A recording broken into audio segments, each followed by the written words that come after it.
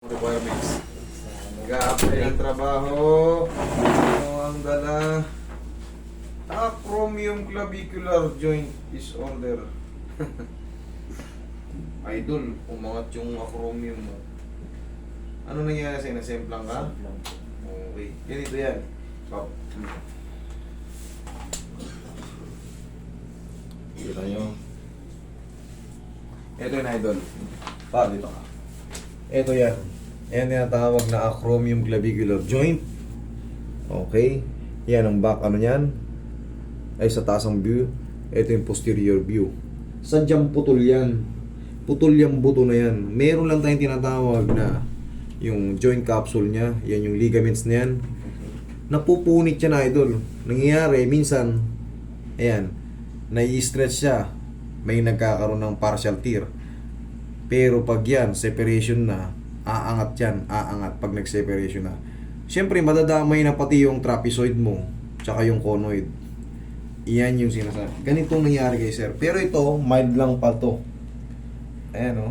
Pero dapat yan, supposed to, pantayan dyan. Ngayon, bubukol yan dito. Ayan.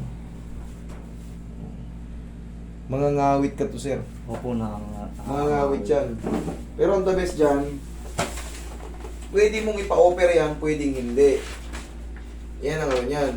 Ang mangyayari dyan, pag hindi mo pina-opera, may pagkakataon pag nakabuhat ka, ngawit ka kaagad. Ganun yan. Pero, mawawala rin pag napahinga. Ganun yun. Kailangan na disgrasya. Ano pa po yun? Nasa isang buwan na rin po. Ang muna. Eh, nakalagay sa'yo, no fracture. Pero, yung AC joint mo.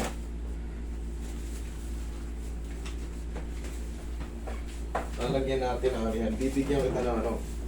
Ibigyan kita ng tawag ito. Uy, mag-ready ka ng ano. Yan, 3. Muscle tape. Yan ang sagot dyan. Kahit pa paano. Babaan pa konti. Yan.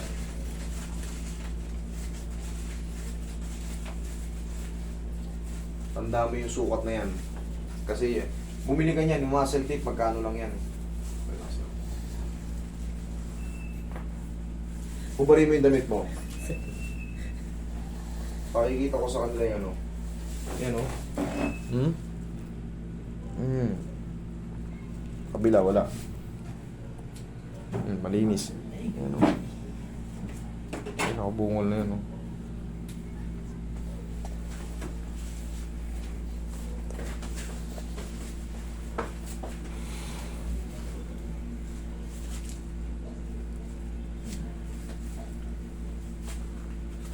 Okay, ito, dapa ka. Ang orang na awit na yun.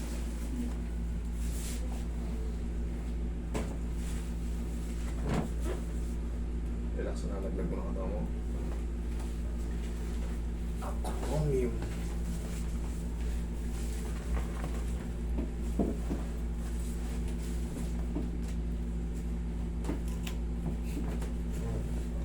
Okay, massage mo yung ilo eh.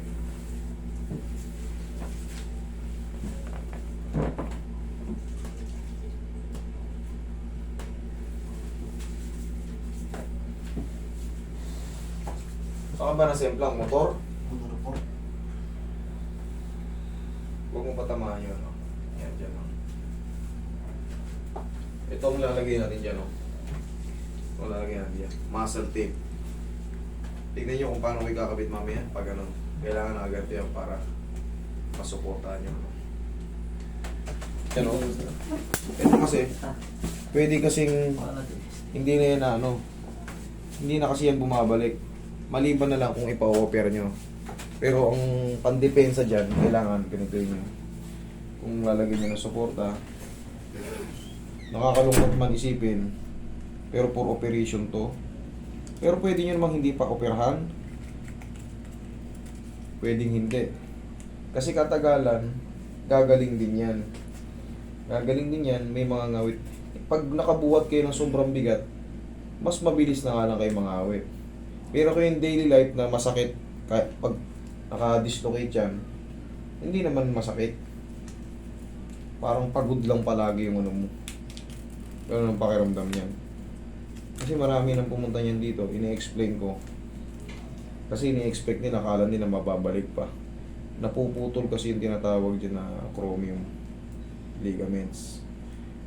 Yung iba nagtataka, walang alam sa ano, yung baga walang knowledge sa ano. Akala nila putol, fracture. Pero hindi yan fracture. Kasi sadyang putol talaga yan. Okay? Tignan nyo kung paano ikakabit ha. Ayan, nakaangat ang kamay. Para pag binaba mo siya, okay? Oh, kita mo, walang bukol dito. Hawakan mo. Oh, di ba? Yan, oh, para sa may nakasuporta. Tapos ngayon, baba mo yung ayan, relax mo lang. Oh, di ba? Matatag. Lalagyan mo ng ano. Magbubuhat ka, dun ka muna pumayarsa kasi ito, bago-bago pa pala, isang buwan ka pa lang, nadiskrasya sa motor eh. Mga nagmumotor, mag-iingat kayo, mahirap madiskrasya. Nakala. Ayun. Ano pakiramdam pag nakaganyan? Parang wala rin. Ano na eh. Tawag dun. Parang wala na. O, di ba? Pag ganun na. Okay, tol, bagit ka tol. Okay? Alam mo na, reviewin mo lang yung ano natin, ganun lang. Eh,